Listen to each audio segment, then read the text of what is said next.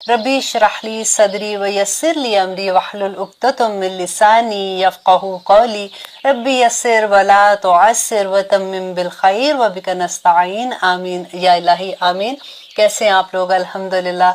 हर दफ़ा एक हफ्ते के बाद जब मैं आपसे मिलती हूँ तो जब मुझे फीडबैक मिलता है मुझे बहुत अच्छा लगता है। अल्हम्दुलिल्लाह अल्लाह का एहसान है कि हम एक कुंबे की तरह हो गए हैं। यूँ लगता है कि जब हम अल्लाह सुब्हानहू तआला की बात करते हैं, जो लोग उसको सुनाते हैं, जैसे मैं अपनी क्लास में भी एवरी फ्राइडे जाती हूँ, तो मुझे एक लगता है कि अल्लाह सुब्हानहू तआला ने इस दुनिया में एक और कुंबा दे दिया है जो एक दूसरे का दर्द समझने वाले होते हैं, एक दूसरे को अच्छे से अंडरस्टैंड करते हैं।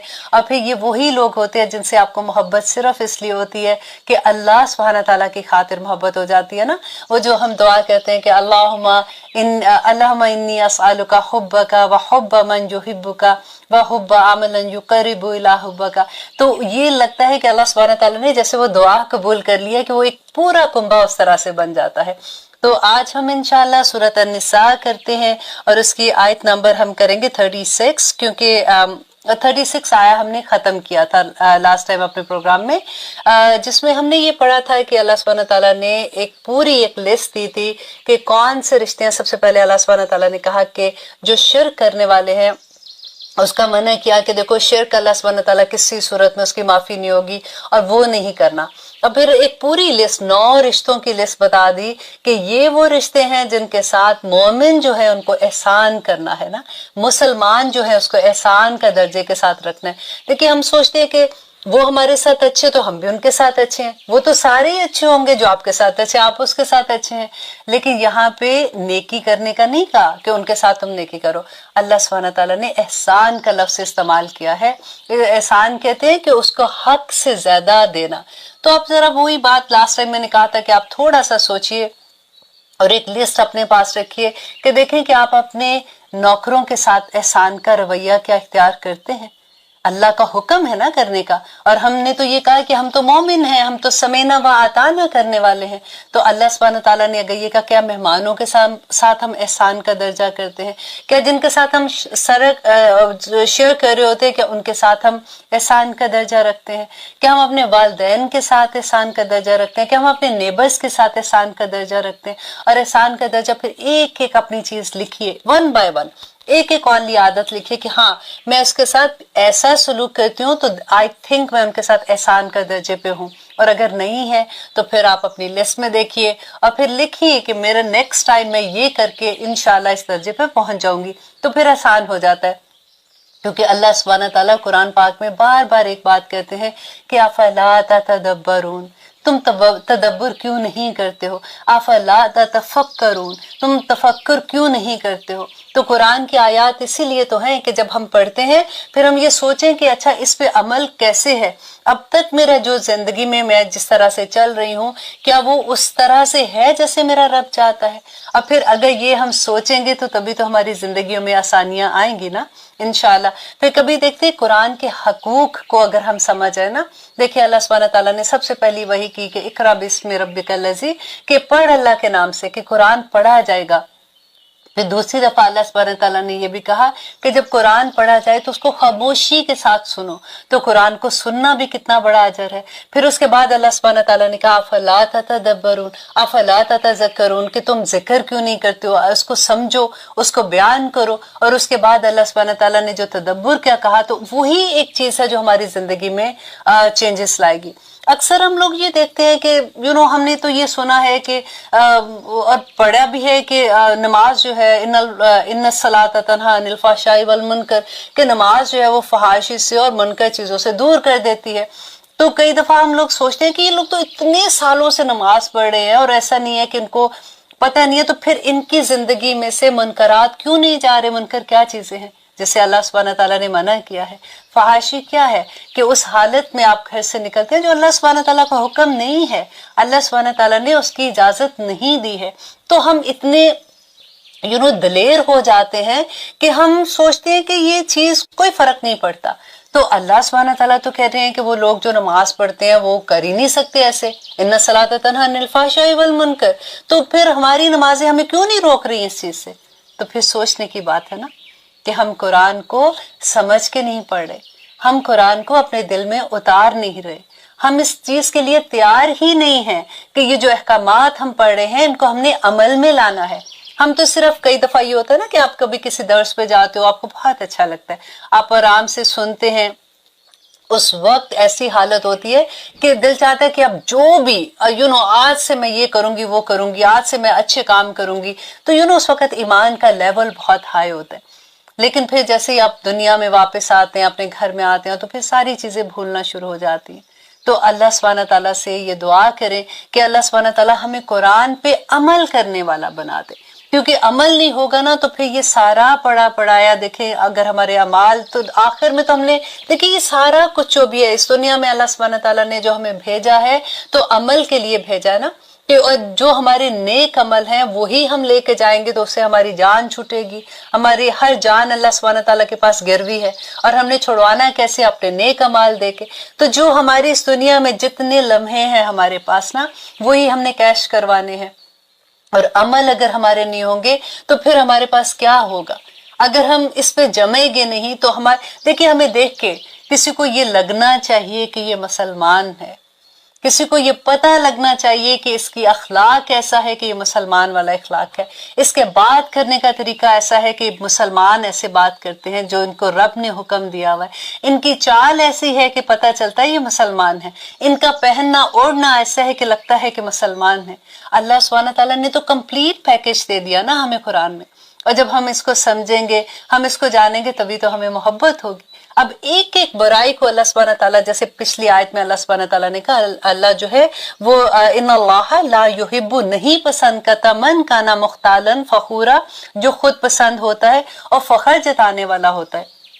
ہماری زندگی میں ہمیں کتنے لوگ ایسے ملتے ہیں جن کی باڈی لینگویج، ایون دو وہ کہتے نہیں ہیں لیکن ان کی باڈی لینگویج میں وہ فخر کی چیز ہوتی ہے، وہ اپنے آپ کو سمجھتے کہ ہم سے تو ہمارے سامنے ایسے بات کی اور میں اس کو گھر پہنچا کے آؤں گی، اب نیکسٹ ٹائم اگر اس نے میرے سے یہ بات کی نا تو یہ میرے سے سن لے گی پھر اچھے سے، اس وقت تو مجھے جواب نہیں دینے آیا تھا، اب مجھے پتہ لگ گیا اگلی دفعہ میں نے اس کو کیا کہنا ہے۔ وہ فخر ہوتا ہے بندے کے اندر، وہ غرور ہوتا ہے کہ میری ذات، مجھے ایسے کہہ دیا، کسی نے کیسے کہہ دیا۔ آپ کبھی صبر کر کے دیکھیں کسی کی بات پہ تو پھر آپ کو کتنا مزہ آئے گا کہ اللہ سبحانہ تعالیٰ کہتے ہیں کہ اللہ مع الصابرین، کہ اللہ صبر والوں کے ساتھ ہو جاتا ہے، اور پھر وہ انجوائے کیا کیجیے اس لمحے کو جس وقت آپ صبر کرتے ہیں اور اللہ سبحانہ تعالیٰ آپ کے ساتھ ہے، وہ دعا کرنے کا وقت ہوتا ہے۔ اور آگے دیکھیے کہ اللہ سبحانہ تعالیٰ اور کن چیزوں کو پسند نہیں کرتے، وہ کہتے ہیں الذین، آیت نمبر 37 سورۃ النساء، الذین، وہ لوگ جو یبخلون، بخل کرتے ہیں، ویأمرون، اور وہ حکم دیتے ہیں، الناس، لوگوں کو، بالبخل، بخل کا، کہ اب اللہ سبحانہ تعالیٰ کہتے ہیں کہ وہ لوگ جو بخل کرتے ہیں اللہ سبحانہ تعالیٰ ان سے بھی محبت نہیں کرتا۔ اب دیکھیں جیسے اللہ محبت نہیں کرے گا تو اس کا کیا ہوگا، اس کی تو زندگی برباد ہوگی نا۔ اور اب بخل کا کیا ہے کہ ہمارے ذہن میں سب سے پہلے ایک کوشچن آتا ہے، اچھا بخیل ہوگا تو وہ پیسے نہیں خرچ رہا ہوگا نا، تو وہ بخیل ہوگا، لیکن بخل جو ہے نا وہ اس کی بہت ڈفرینٹ فارمز ہیں۔ جیسے تفسیر میں ہم پڑھتے ہیں تو یہ پتہ چلتا ہے کہ ایک تو وہ مال کا بخل ہے، کہ وہ چیز جس کا اللہ سبحانہ تعالیٰ نے خرچ کرنے کا حکم دیا، ہم اس چیز کو خرچ کرنے سے روک لیتے ہیں۔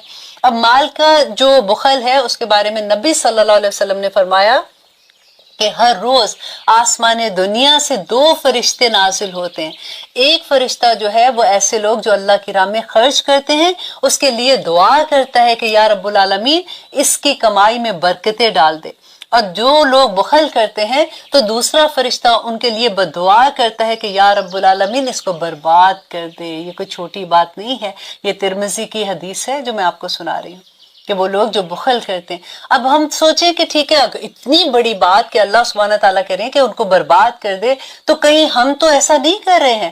تو اب دیکھتے ہیں کہ بخل کیا ہے۔ نمبر 1 یہ کہ اللہ سبحانہ تعالیٰ نے آپ کو جو نعمت دی ہے اور اس کو خرچ کرنے کا جہاں پہ حکم دیا، اب دیکھیں ایک پوری لسٹ آپ کو دی نا، اللہ سبحانہ تعالیٰ نے 9 رشتے بتائے کہ کن کے ساتھ احسان کرنا ہے، اگر ان کو ضرورت ہے تو ادھر آپ نے اپنا مال خرچ کرنا ہے نا اللہ کی راہ میں۔ تو اللہ کی راہ میں جہاں پہ ضرورت ہے، اور اللہ سبحانہ تعالیٰ کتنی خوبصورتی سے آپ دیکھیں پورے قرآن میں جہاں پہ مال خرچ کرنے کا حکم آتا ہے تو اللہ سبحانہ تعالیٰ کہتے ہیں وہ مال جو میں نے تمہیں دیا، تمہارا اس میں کوئی کمال نہیں ہے، جو میں نے تمہیں دیا اس میں سے خرچ کرو۔ وہ اپنا حق مانگ رہا ہے نا اللہ سبحانہ تعالیٰ۔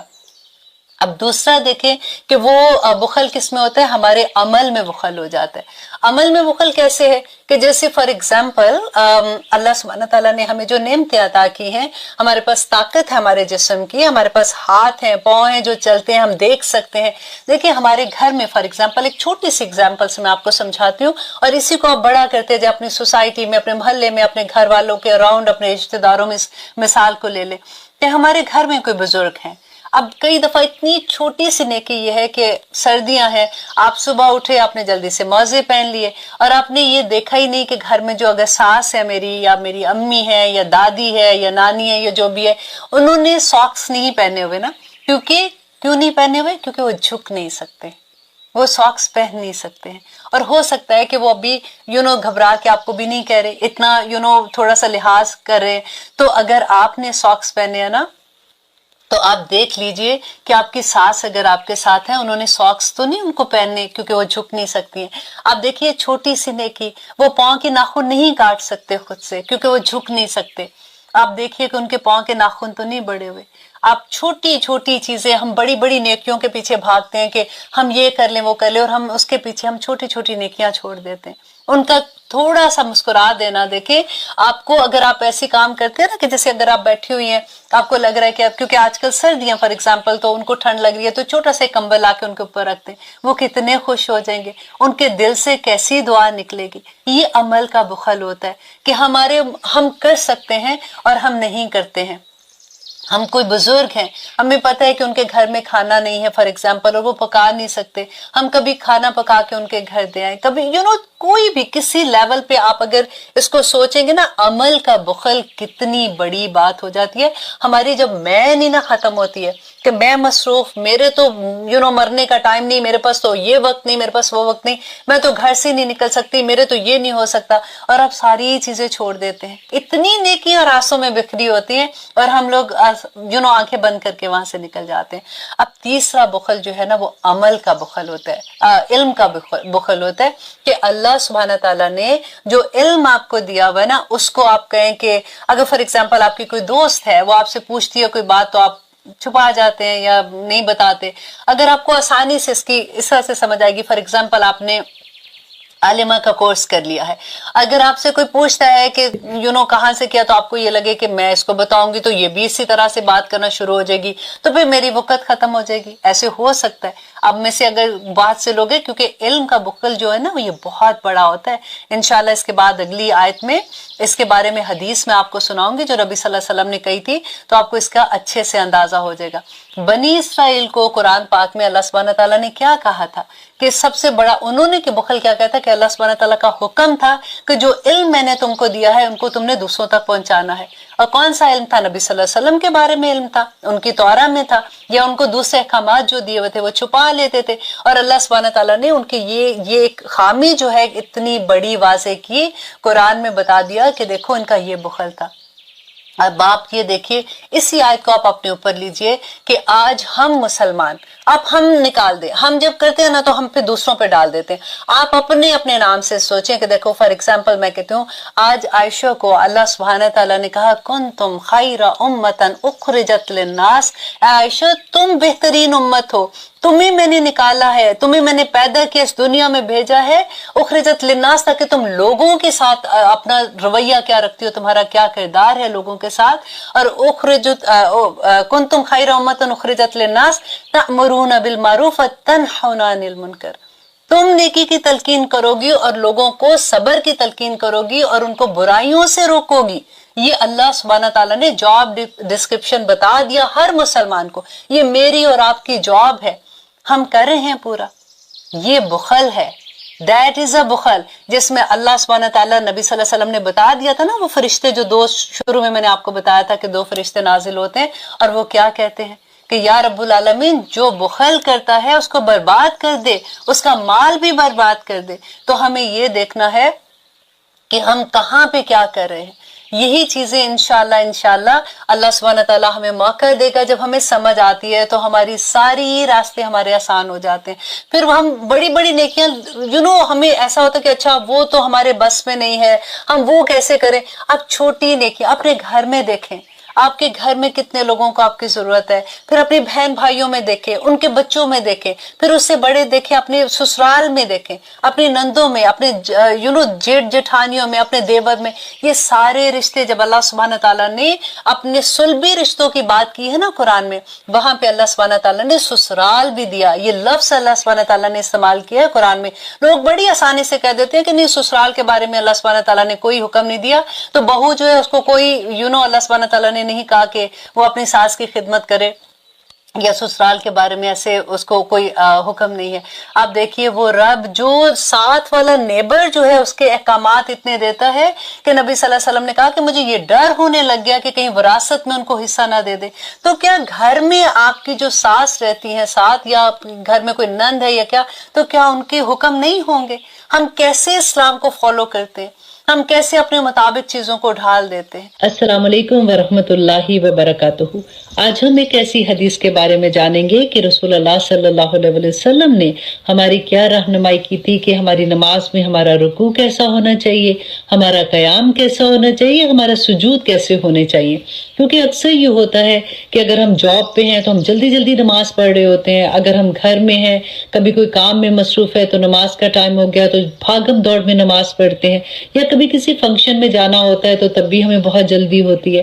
ہم آج یہ دیکھیں گے کہ اس وقت جو ہم نماز پڑھتے ہیں اور جس حالت سے ہم نماز پڑھتے ہیں اس کے بارے میں رسول اللہ صلی اللہ علیہ وسلم نے ہماری کیا رہنمائی کی تھی. صحیح بخاری کی حدیث ہے 6667 کہ ایک صحابی مسجد نبوی میں نماز پڑھنے آئے. رسول اللہ صلی اللہ علیہ وسلم مسجد کی ایک طرف تشریف فرما تھے. نماز سے فارغ ہو کر وہ صحابی رسول اللہ صلی اللہ علیہ وسلم کے پاس تشریف لائے اور انہیں سلام کیا. رسول اللہ صلی اللہ علیہ وسلم نے فرمایا، غور سے سنیے گا کہ اس کو کیا فرماتے، کیونکہ وہ نماز پڑھ کے آئے تھے. کہا کہ جا اور پھر نماز پڑھ، تو نے نماز نہیں پڑھی ہے.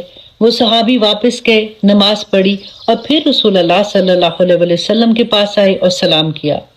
رسول اللہ صلی اللہ علیہ وسلم نے فرمایا کہ جا اور پھر نماز پڑھ، کیونکہ تو نے نماز ہی نہیں پڑھی ہے. وہ صحابی رضی اللہ عنہ واپس گئے، پھر نماز پڑھی اور رسول اللہ صلی اللہ علیہ وسلم کے پاس آئے اور سلام کیا.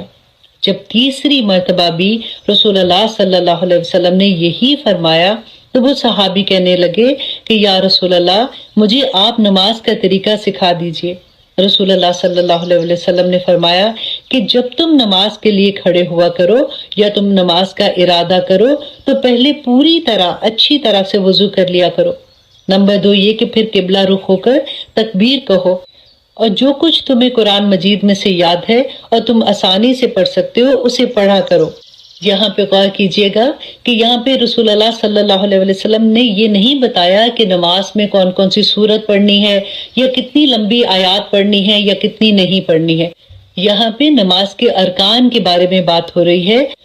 پھر رسول اللہ صلی اللہ علیہ وسلم نے فرمایا کہ پھر رکوع کرو، اور جب سکون کے ساتھ رکوع کر چکو تو پھر اپنا سر اٹھاؤ، اور جب سیدھے کھڑے ہو جاؤ پھر سجدے میں جاؤ، اور جب سجدے کی حالت میں اچھی طرح ہو جاؤ تو سجدے سے سر اٹھاؤ یہاں تک کہ سیدھے ہو جاؤ اور اطمینان کے ساتھ بیٹھ جاؤ. پھر سجدہ کرو، اور جب اطمینان سے سجدہ کر چکو تو پھر سر اٹھاؤ یہاں تک کہ سیدھے کھڑے ہو جاؤ.